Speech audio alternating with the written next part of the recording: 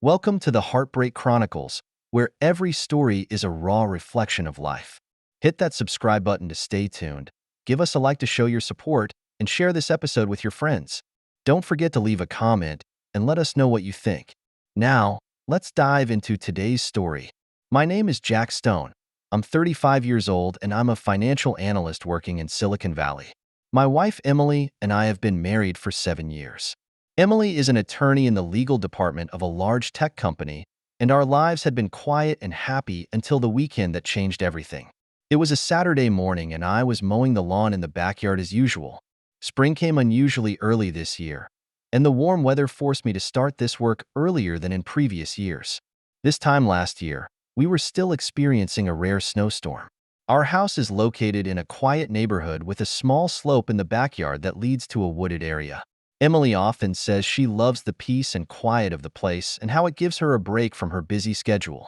I was focused on mowing the lawn when I suddenly heard Emily's voice coming through the half-open window. She seems to be on the phone with her friend Sophia. I didn't want to eavesdrop, but the ensuing conversation made it impossible to take my attention away. "Sophia, Jack and I have decided to have a baby," Emily said excitedly. Sophia immediately let out a squeal. "Fantastic. But what about Paul?" My heart suddenly raced. "Paul?" Emily lowered her voice. "Sure. Jack's out there mowing the lawn. About Paul, I've told him to end our relationship." I felt a wave of vertigo and had to hold on to the mower to steady myself. "Emily, my beloved wife, betrayed me? Really?" Sophia's tone was skeptical. "You guys were entangled for 6 months, and that's how it ended." Emily sighed. "Yes, it has to end. Paul thinks he has a shot at running for Senate, and Grossman is stepping down. It would certainly hurt his election if he was caught having an affair with a married employee." My mind raced. Paul, a powerful man, a possible candidate for Senate. Suddenly, it hit me. Paul Thompson is the CEO of the tech company where Emily works, a successful entrepreneur. I'd seen him a couple times at company events and always thought there was something off about the way he looked at Emily, but I kept telling myself it was just me being paranoid. "So it's really going to be completely over?" Sophia pressed on. Emily laughed, a hint of playfulness in her tone. "It's not exactly cold. I'm going to a conference in Pittsburgh with Paul next week, and we'll have one last warm-up. I'll miss the closeness, but Paul is just a momentary pleasure. I love Jack and want to start a family with him." I felt a wave of nausea. Not only did Emily cheat on me, but she was planning on having a child with me, as if nothing had happened after ending that relationship. I always thought we were happily married, but now it seems like it was all an illusion. "You have to be careful, Emily," Sophia warned. "If you get caught, not only will your marriage be over, but your career as well." Emily laughed softly. "Don't worry, we're careful. Besides, Paul said he's considering promoting me to be the company's chief legal counsel. It's a huge opportunity that I can't pass up. I can't listen to it anymore." My mind was in turmoil, not knowing how to react to this sudden turn of events.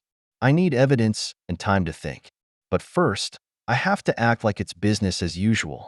I made some noise on purpose, pretending I was just about to go upstairs.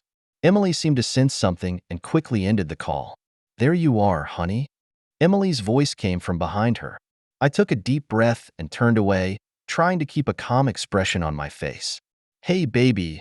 I forced a smile. "The lawn is almost mowed." Emily came over to me and gave me a hug. "You're so nice, always keeping the house so perfect. You look a little under the weather. Are your pollen allergies acting up again?" I nodded. "Probably. It's always like that in the spring."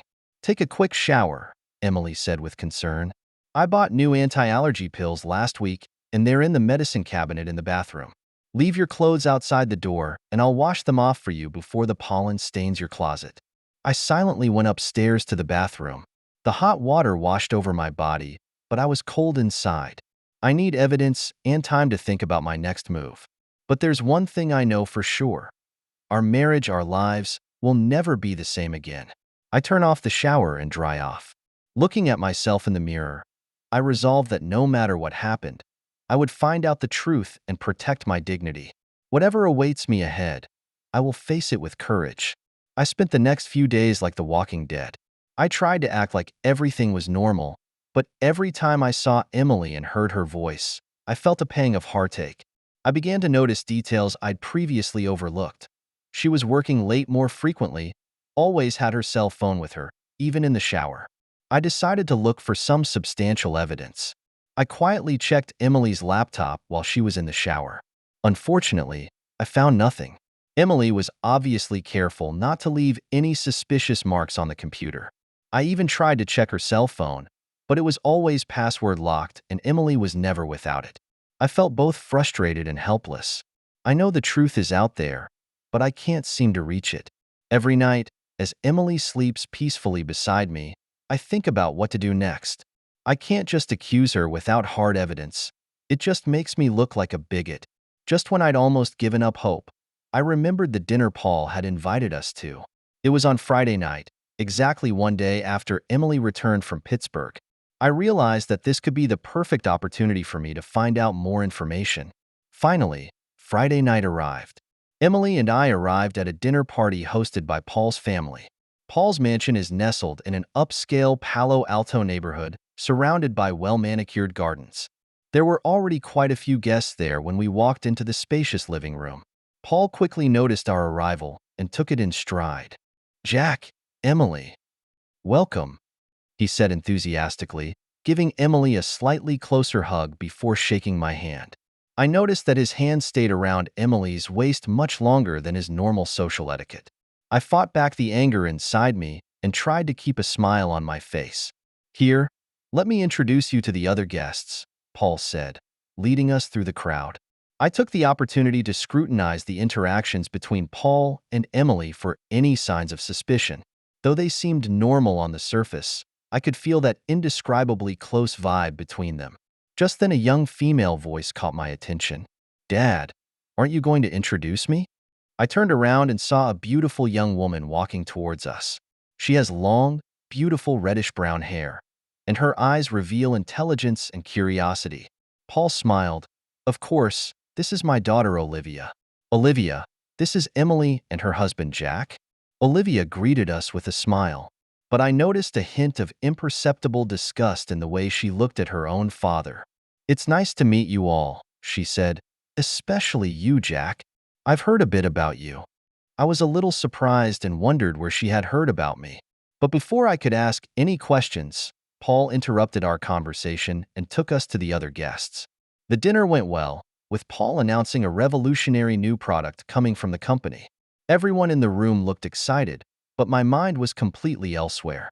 I've been watching Emily and Paul's interactions, looking for any signs of suspicion.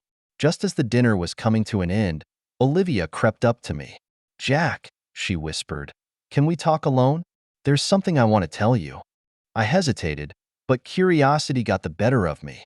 I followed Olivia to a quiet corner of the mansion. "I know about my father and Emily," Olivia said bluntly. I felt a wave of vertigo, both shocked at her bluntness and a touch of relief that someone had finally confirmed my suspicions. "How did you know?"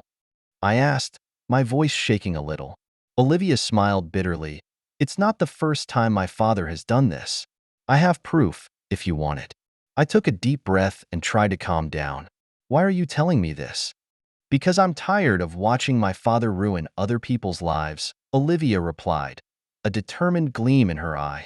"And I think you deserve to know the truth." Just then, I heard Emily looking for me. Olivia quickly slipped me a note. "If you want proof, meet me at this address this time tomorrow," she whispered and quickly disappeared into the crowd. I stood there, feeling both confused and shocked. The night unfolded completely beyond my expectations. I looked at the note in my hand and knew that my life was about to change forever. I tried to hide my emotions when Emily found me. "Where have you been?" she asked, a hint of unease in her tone. "Just walking around and admiring Paul's collection." I lied. "It's really impressive here." Emily looked relieved. "Yeah, Paul does have good taste. Should we get going? I'm feeling a little tired." On the way home, Emily gushes about the dinner party, while my thoughts drift to tomorrow's meeting. I knew that whatever Olivia was going to tell me was going to change my life forever. That night, lying in bed, I tossed and turned. Emily sleeps peacefully beside me, and seems to feel no guilt. I looked at the ceiling with conflicting emotions: anger, sadness, confusion, and a hint of anticipation that the truth was about to be revealed. I gripped the note in my pocket, determined to find out. Whatever the truth is, I have to face it. Tomorrow, I will take the first step in my search for the truth, and whatever the outcome, I will face it with courage. The next day, I arrived at the address Olivia had given me at the appointed time. It's a quiet cafe in an unassuming corner of downtown Palo Alto. When I walked in, I immediately saw Olivia. She sat at a table in the corner with a steaming cup of coffee in front of her. "Jack," she nodded to me, "thanks for coming." When I sat down, Olivia didn't waste any time and got straight to the point. "I know this is hard for you to accept, but I think you have a right to know the truth." She pulled a thick folder out of her bag and pushed it in front of me. "Here are pictures of my father and Emily and some other interesting information." I took a deep breath and flipped open the folder. What was in it gave me a wave of vertigo. Not only were there pictures of Emily and Paul being intimate in various settings, but there were also what looked like internal company documents. "These are," I spoke, my voice shaking a little. Olivia nodded. "Yes, these are evidence of my father's illegal maneuvers. Not only was he using company funds for personal investments, but he was also using his position to pursue other women. Emily was just one of them." I felt a wave of nausea, but forced myself to keep looking through the papers. "Why are you telling me this?" I asked again. "It could ruin your father's career." Olivia's eyes became determined. "Because he hasn't been the father I knew for a long time. He's changed since my mother died. He started abusing his power and taking advantage of people. I can't stand by and do nothing anymore." She paused for a moment, then continued. "My mother was a good person, and she always believed my father would change. But she was wrong. At the end of her life, my father wasn't even there for her. He claimed to have won an important case in court, but in reality, he was celebrating in his assistant's apartment." I was shocked and angry, not only because of Emily's betrayal, but because of what Paul did. "What about Emily?" I asked. "Does she know about this?" Olivia shook her head. "I'm not sure how much she knows, but I suspect she knows at least some.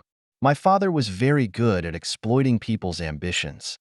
I was silent for a moment, trying to digest the information. Then I looked up at Olivia. "What should I do?" "It's up to you, Jack," Olivia said. "But if I were you, I'd get this evidence to the proper authorities. The FBI might be very interested in this." I nodded, feeling a strange calm descend. "Thank you, Olivia." I say, "I know this must be hard for you." She gave me a bitter smile.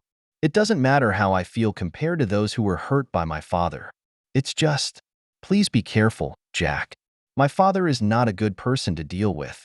After leaving the cafe, I drove home, my mind filled with all sorts of thoughts. I knew I needed to take action, but I also knew I needed to be cautious. Paul is a powerful man. I can't be reckless. When I got home, I found Emily in the kitchen preparing dinner.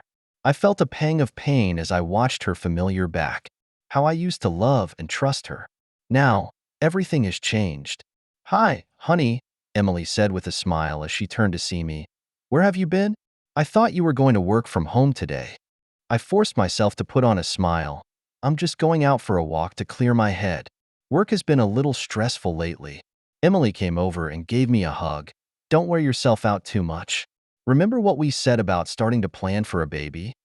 I stiffened and responded to her hug, my mind filled with conflicting emotions. How do I face this woman I once loved so much? Does she really love me, or am I just a pawn in her business plan?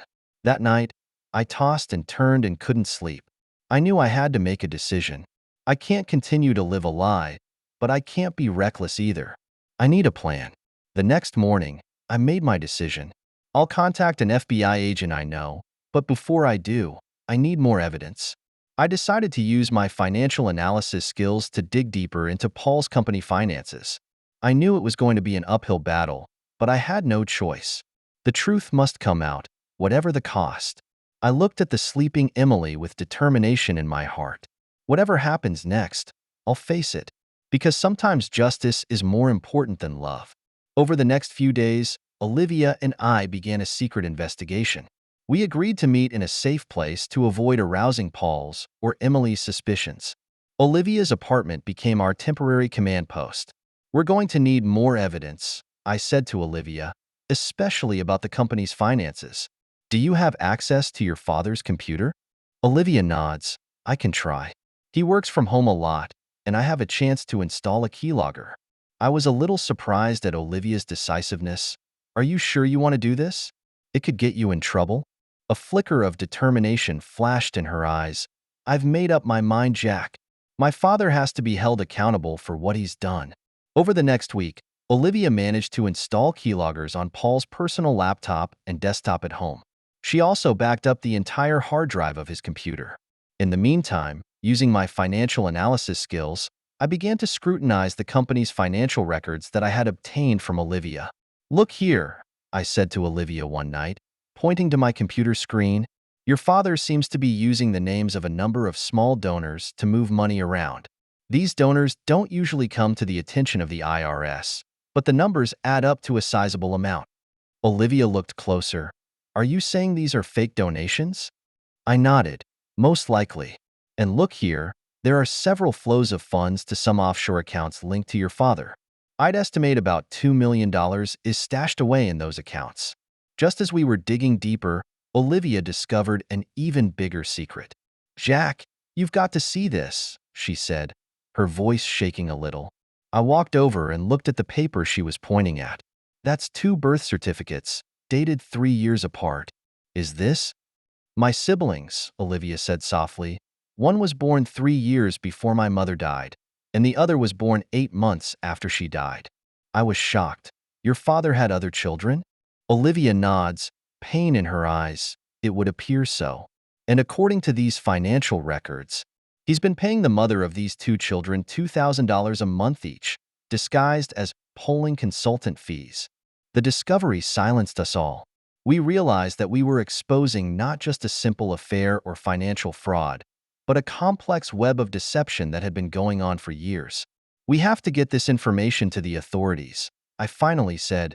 It's more than we can handle. Olivia agrees, despite the conflicting emotions in her eyes. I understand how she feels. Despite all the wrong Paul has done, he is still her father after all. I contacted an FBI agent I know, Gary. We arranged to meet at a safe place and gave him all the evidence we had gathered. It's a big case, Jack, Gary said after reading the information. A corruption case that's running for Senate. This could cause a big stir. I nodded. I know, but it's the right thing to do. Gary pledged to move quickly to get a warrant to search Paul's records by Wednesday. Once the investigation becomes public, Paul's power will become precarious. He said, and everyone will start to turn away from him. Olivia and I were on high alert as we waited for the FBI to take action. We know that once the truth comes out, all of our lives will be turned upside down. Emily didn't seem to notice my abnormality. She was busy preparing for the upcoming Pittsburgh conference, talking excitedly about possible promotion opportunities. Every time I hear her mention it, I feel a pang of heartache. Finally, on the day Emily left for the Pittsburgh conference, the FBI took action. I learned from Gary that Paul was arrested in public and the footage was captured by the media. Watching the news coverage of Paul's removal, I felt a mixture of emotions. I knew that justice had finally been served, but also realized that many people's lives would be changed as a result, including my own. I looked at Emily's missed calls and texts on my phone and knew I was about to face a difficult conversation. But I'm ready for it. Whatever happens next, I will be brave. Because sometimes truth is more important than comfort, and justice is more precious than ease. The news of Paul's arrest was like a bombshell that sent shockwaves through the Silicon Valley tech scene. I knew Emily would contact me soon, so I decided to take the initiative. I booked a flight to Austin, where I planned to do a 3-week audit. Not only does this get me out of the center of the storm for a while, it also gives me time to think through the next steps. Just as I was about to leave the house, Emily called. There was panic and confusion in her voice. Jack, did you see the news? Paul's been arrested. I don't know what to do. I take a deep breath and try to stay calm. Emily, we need to talk, but not right now. I'm on my way to the airport. The company sent me to Austin for 3 weeks on business. When I get back, we'll talk it over. There was silence on the other end of the line for a moment. Jack, what happened? Do you know something? Wait until I get back, Emily. Right now, we both need time to calm down and think. With that, I hung up. For 3 weeks in Austin, I worked full-time and tried not to think about what was going on at home. Still, every night, as I lay alone in my hotel bed, the images kept coming back to me. Pictures of Emily and Paul, Olivia's pained expression, news footage of FBI agents arresting Paul. I keep in touch with Olivia.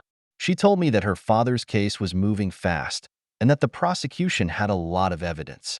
Emily has quit her corporate job and is rumored to be considering moving to the Midwest to join relatives. When I returned home 3 weeks later, Emily had moved out. A letter was left on the table with her apologies and remorse.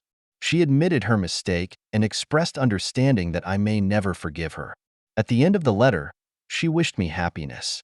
I sat in the empty house and felt a wave of relief, but also a tinge of sadness.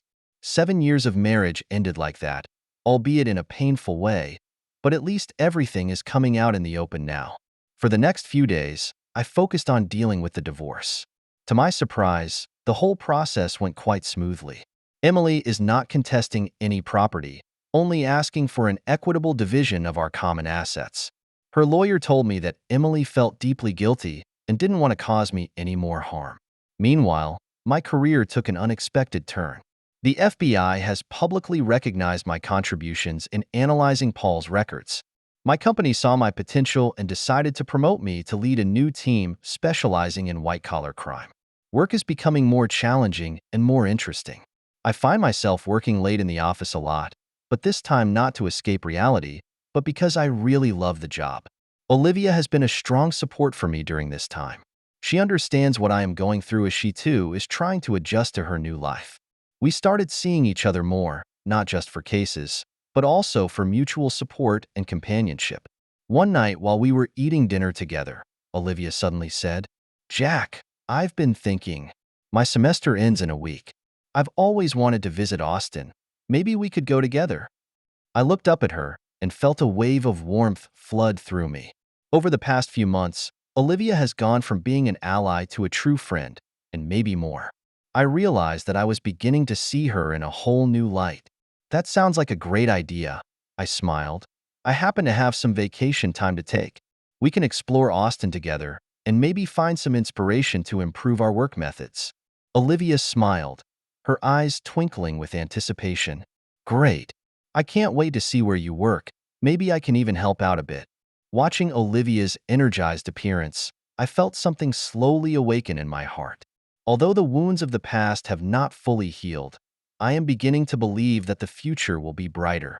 The day the divorce was officially finalized, I stood outside the courthouse and took a deep breath of fresh air. I felt a freedom I had never felt before, not just from a dishonest relationship, but because I had found a career I truly loved and met people who truly understood and supported me.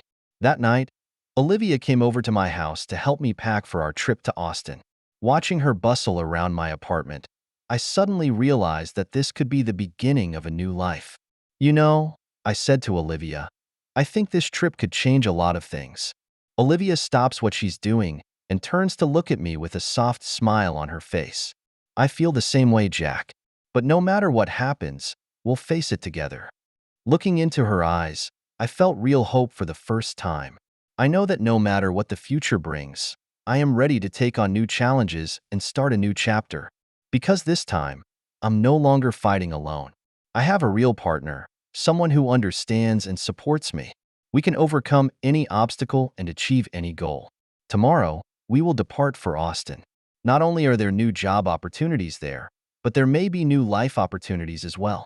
I'm looking forward to exploring the city with Olivia and to exploring the feelings that may exist between us.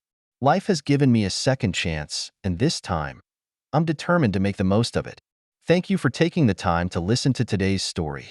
If you enjoyed it, please like and subscribe if you haven't already. If you have a story to share about your own or someone else's experience, please feel free to contact me. Take care.